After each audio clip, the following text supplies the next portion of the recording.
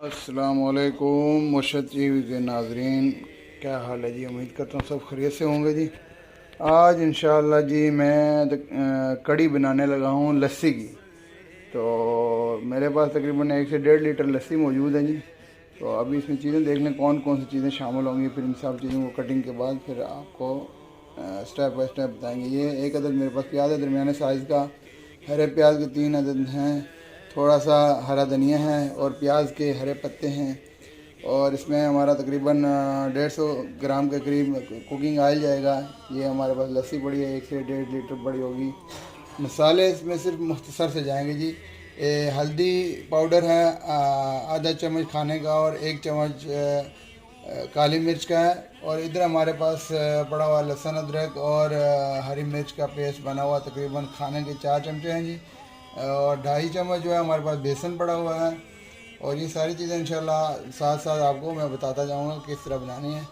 और नमक हम नहीं ऐड कर रहे क्योंकि ये लस्सी जो बाज़ार की है इसमें पहले ही नमक मौजूद होता है, तो आप अपने हिसाब से हस्ब ज़ायक़ा ऐड कर लेना जी। तो नाजरीन मैंने अभी पतीला चढ़ा दिया जी चूल्हे पे।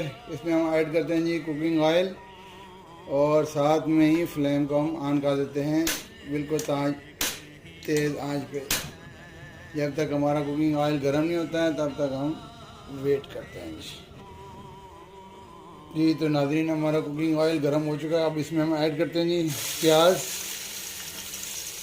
और इसको ब्राउन नहीं करेंगे, इसको हम सिर्फ नरम करेंगे। उसके बाद फिर आपसे दोबारा मिलते हैं जी। ठीक है जी। जी तो नाज़रीन अभी हमारे प्याज की आप पोजीशन देख लें किस पोजीशन पे है।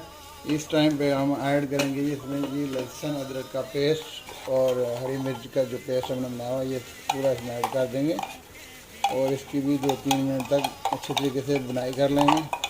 फिर इसके बाद आपसे दोबारा मिलते हैं जी। तो नाज़रीन अभी हमने 2 मिनट तकरीबन लहसुन अदरक के पेस्ट को भी फ्राई कर लिया। अब इसमें भी हम मसाले जो दो हैं वो ऐड करेंगे, हल्दी और काली मिर्च का पाउडर। इनको भी हम 2 मिनट तक फ्राई कर लेंगे। 2 घूंट इसमें पानी लगाएंगे ताकि हमारा मसाला जो है ना अच्छे से मसाला तैयार हो जाए।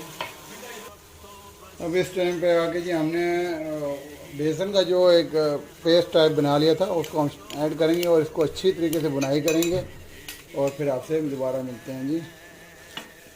ये इसको अच्छे तरीके से बुनाई करेंगे, फिर उसके बाद मिलते हैं आपसे। इस टाइम पे आके थोड़ा सा पानी इसको भी लगाएंगे ताकि ये अच्छे से हमारा फ्राई हो जाए।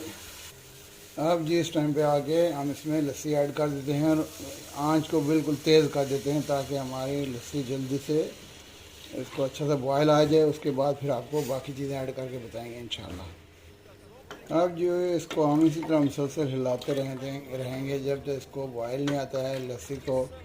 लस्सी के बॉयल आने तक हम इसको इसी तरह हिलाते रहेंगे और आंच फुल रखेंगे, बिल्कुल तेज़ आंच पे इसको रखेंगे ताकि जल्दी से उबल जाए। फिर आपसे दोबारा मिलते हैं जी। तो नाजरीन देखें हम मुसलसल इसको तकरीबन 5 से 6 मिनट हो गए हैं और फुल आंच पे हम इसको अभी पका रहे हैं। अभी तक इसको बॉयल नहीं आया और इसको हम इसी तरह मुसलसल हिलाते रहेंगे ताकि लस्सी हमारी फटे नहीं। जब तक बॉयल नहीं आता तब तक इसको ऐसे ऐसा ऐसा हिलाते रहें, जब बॉयल आ जाता है फिर छोड़ दें जी। तो नाजरीन देखें जी हमारी लस्सी उबल चुकी है जी बिल्कुल। अब इसको हम थोड़ी थोड़ी देर में हिलाते रहेंगे और 2 मिनट इसको उबलने के बाद बाकी चीज़ें इसमें ऐड करते हैं इंशाल्लाह जी। तो नाजरीन अभी इसमें हम ऐड कर रहे हैं जी धनिया और प्याज के पत्ते बिल्कुल बारीक हमने काट के रखे हुए थे। ये देख सकते हैं आप बिल्कुल बारीक करके इनको हमने रखा हुआ था जी। इनको हम ऐड करते हैं बिस्मिल्लाहिर्रहमानिर्रहीम और इनको चम्मच के साथ थोड़ा हिला के हल्का देते हैं और उसको उबलने के लिए हम इनको छोड़ देते हैं ताकि 4-5 मिनट खूब बॉयल आने दें। उसके बाद इंशाल्लाह फिर आपको इसका अगली लुक दिखाते हैं जी। तो नाजरीन कड़ी हमारी तकरीबन ही तैयार हो चुकी है। अगर इसमें आप पकोड़े ऐड करना चाहते हैं इस टाइम पे आके ऐड कर सकते हैं। हमने नहीं ऐड करने क्योंकि अभी अभी रमज़ान में हमने बहुत ज़्यादा पकोड़े खाए, इसलिए हम थोड़ा सा परहेज़ कर रहे हैं। तो हम ज़्यादा गाढ़ी भी नहीं कर रहे क्योंकि हमें थोड़ी सी पतली पसंद है।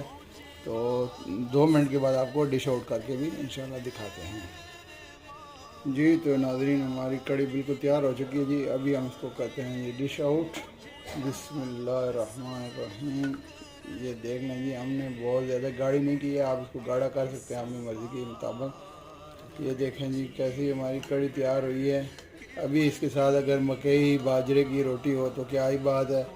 तो इसको आप किसी भी रोटी के साथ सर्व कर सकते हैं। दुआ में याद रखिएगा और हमारे चैनल को सब्सक्राइब कीजिएगा, अच्छे अच्छे कमेंट्स कीजिएगा और इंशाअल्लाह नेक्स्ट रेसिपी तक के लिए इजाज़त दीजिए। अल्लाह ताला हम सब का हामी नासिर हो। अल्लाह हाफिज़। अस्सलाम वालेकुम।